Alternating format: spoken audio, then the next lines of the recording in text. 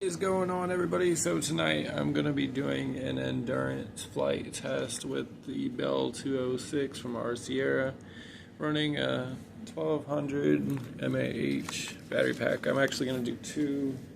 I'm going to do one from Vic Mile and then the other from this other brand, JJZUXI.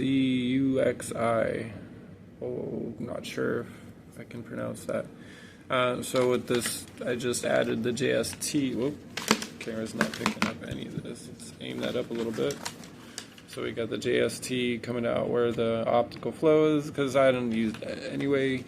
Then we'll just go ahead and pick a battery that's, I wouldn't really go over this weight, which is, this is like anything around 50 grams is probably fine. It can carry a 2500, but I feel like that makes it work hard. Like, it's probably not worth doing that. So we'll go ahead and just kind of put those in. If you want to be nice and fancy with it, you can tuck these extra, like the charger cable and stuff, back into the Velcro so it's hidden. Let's hold the camera down again. Camera's always a problem. And it can only go in one way, so if you're trying to plug it in and it's not going, it's because you're doing it wrong. And then just kind of tuck that back in. It's not that noticeable. And then I'll check CG real quick. The way I check CG is usually just by picking it up. If I can get my pliers out of my pocket. I got my work pants on. They have like the flap that stops things from falling out of your pocket. It also keeps things from coming out, like when you're trying to get things out of your pocket. Let me get this up. And you just put it up on like a thing like that. You can see it's tilting forward still. So where the battery normally sits is probably too far forward. That's probably more center. And I mean, it might slide around a little bit, but I'm not worried about that for this hover test. I was using bungee cord material, which probably works better. Right now I'm just readjusting the cables so that it'll then stay where I want it. It's kind of fiddly. This is the first time I'm trying to use Velcro instead of bungees. So I'm just going to go with that. I think we're pretty CG'd. And that's not even a huge deal, to be honest. Like, I've flown it with the pack in all different sort of positions, and it does have a happier sort of center of gravity, but it doesn't have to be perfect. This is pretty good. Let's see when the skids touch at the same time when I set it down. Alright, so we'll take off, and then we'll just hover it over here by the tree, the single tree over there. It's kind of crappy weather out, and it's nighttime. So you're just powered on like normal.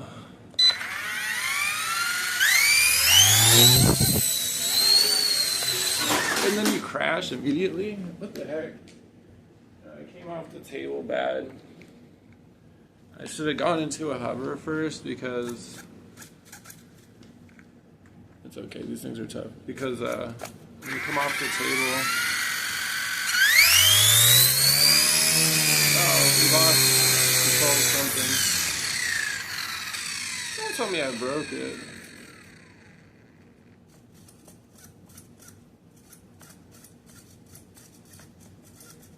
I feel like I might have broke a servo just there. Let's check. Either that or I'm gonna have to restart it. I feel like something did get jacked up. Are you serious? That little crash did that? Let me take off from the ground. The table's not working out. That was good.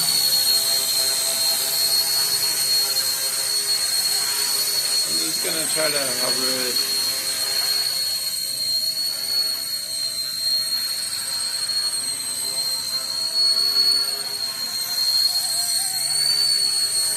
until the battery runs out.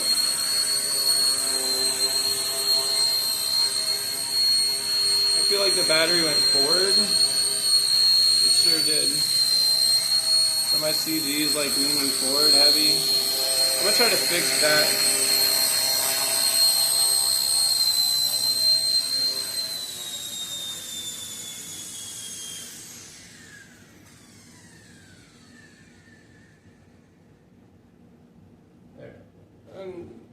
I'll try to add up all the total time that it was in the air, but we'll have a pretty good idea. I see these better here.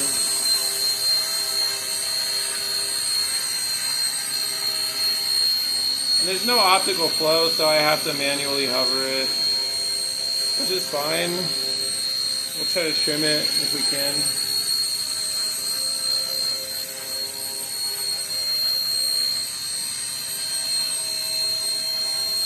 That's fine. I'll just practice my hovering skills for 15 or 20 minutes.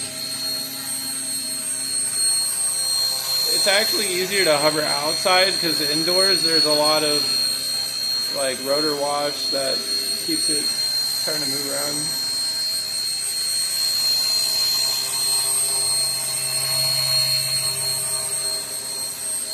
I like flying it with the big pack. Not just because it's additional flight time, but yeah, I got a pretty good spot to hover here. But because it banks and maneuvers more like a scale, you know, more to scale. That wasn't really to scale, but trying to. I can't do it in here. I mean, you can tell it takes longer to get going. Like when you're banking it, it just, yeah, it's extra weight, so it just takes a second to get going. And to me that translates into, it feels like a bigger helicopter would. And it looks great outside. Like, I wish I could get a video, you know, just cruising with it. Hopefully I'll be able to do that soon.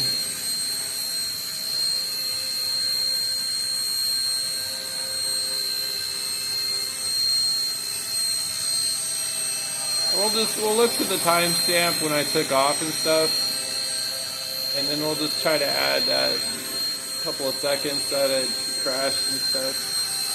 We don't really need to count that. I'm just going to try to get a ballpark. I'm thinking about 15 minutes.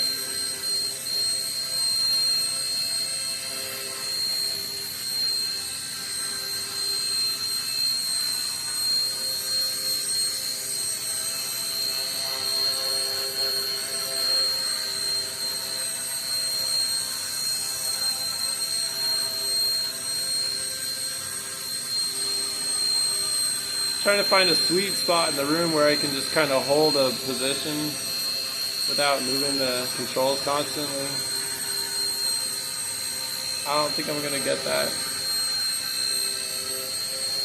Usually closer to the ceiling is pretty good.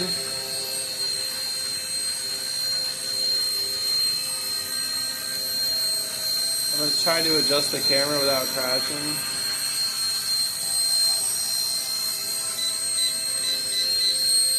I think we need to trim forward a couple of clicks.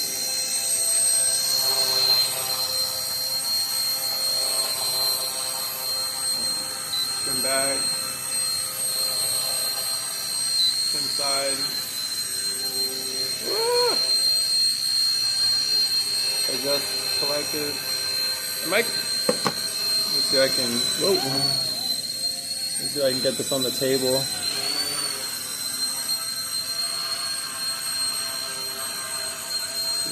See what I'm doing.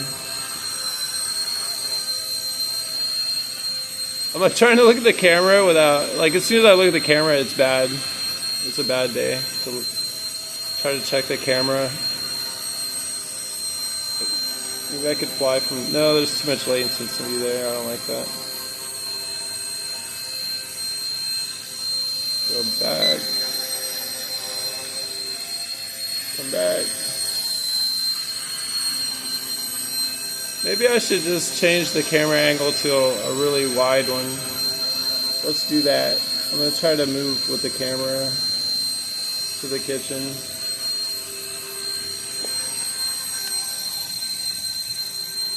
Quickly now.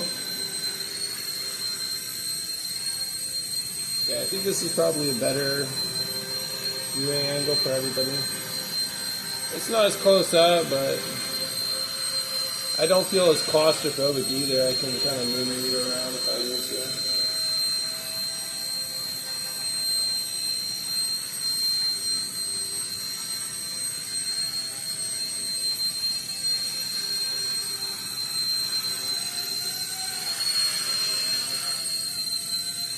Maybe you can see what I mean by like the additional weight doesn't translate terrible.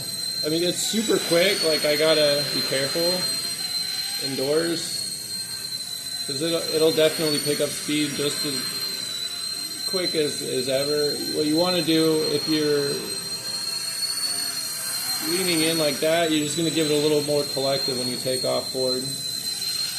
I mean, like that pitching forward and left like that. Oh.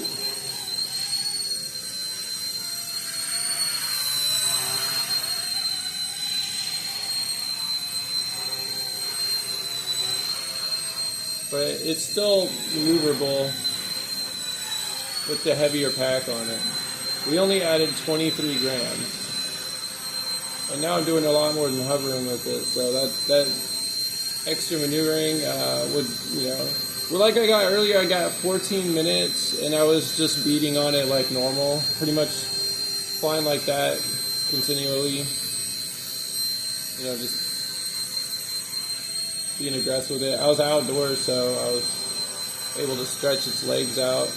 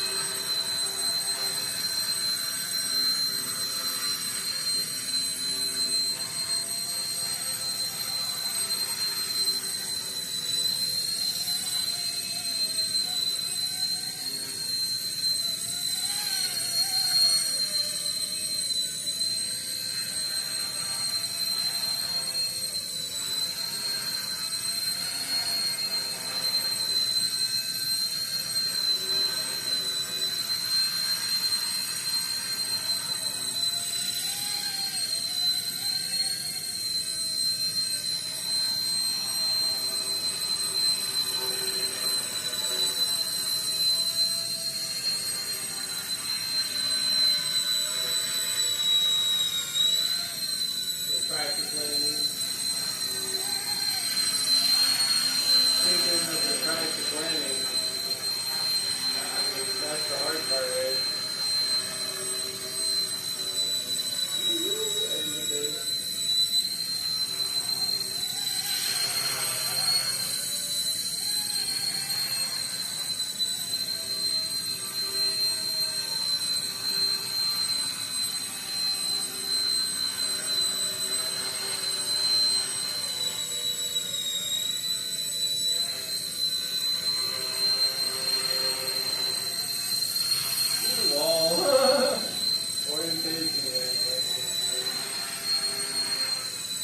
Get my orientation confused sometimes.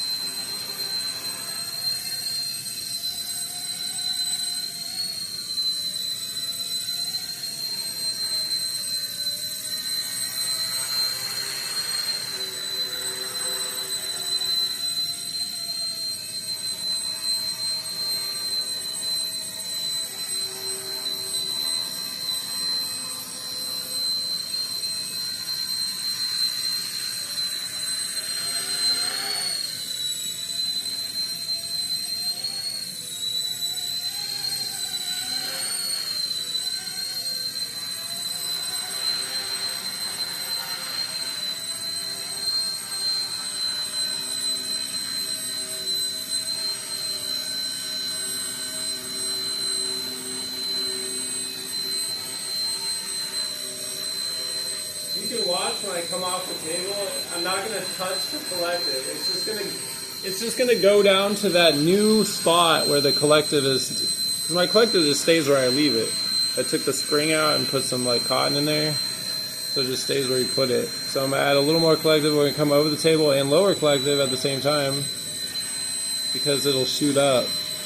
But let's get back into a hover. I'm just controlling cyclic to hold it. Whoa! And I shouldn't have done that. Actually, kind of, you do need to keep your hand sort of on collective, but it's going to settle wherever the air pressure tells it. I mean, not because of the controller, but because that's how much collective I've told it to use. So now we're coming over the table, it'll go back up higher, and we'll come back over. I haven't touched the collective, and this naturally lower itself.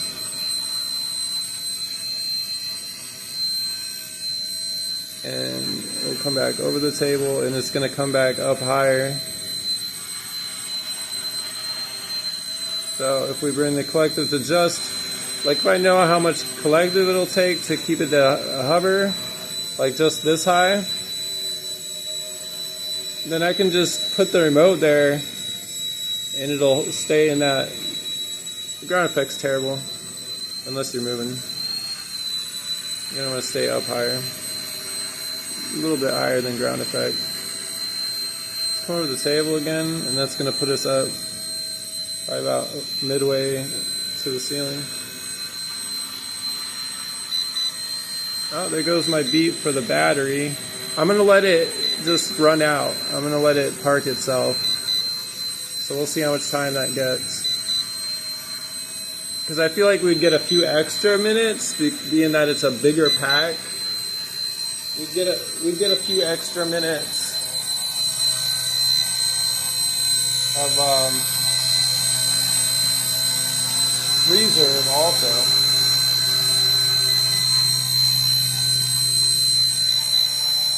I am flying with one hand right now. It's just, I don't really like to do that, but I don't have a cameraman.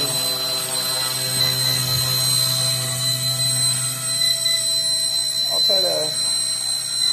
Like I said, I'm just going to try to fly with one hand until it lands itself.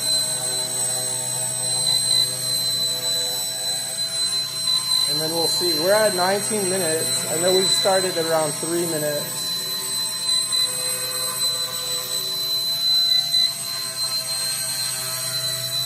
I feel like it might be getting ready to park itself. I don't know.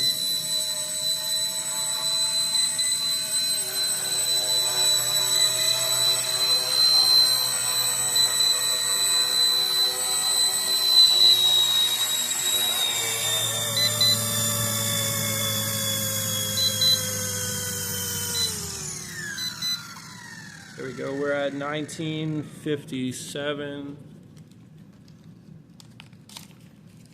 And I'll go do the math and the timestamps, but I'm thinking, what did we get? Probably around 16, almost 17 minutes on this one. This is the cheaper of the two. And I always feel like these hold less charge than my Vic Miles. My Vic Miles give me a few more minutes. And that's when I use them on the MD500, which is like twice the size of this. I mean, it's a bigger helicopter. It weighs like 700 grams. This one weighs like 95 grams without the battery. With the battery, we're at 143 or somewhere in there, 145, 150. Under 150, definitely under 150 with the battery. Yeah, I'll make another video with the Vic Mile because this is 20 minutes long.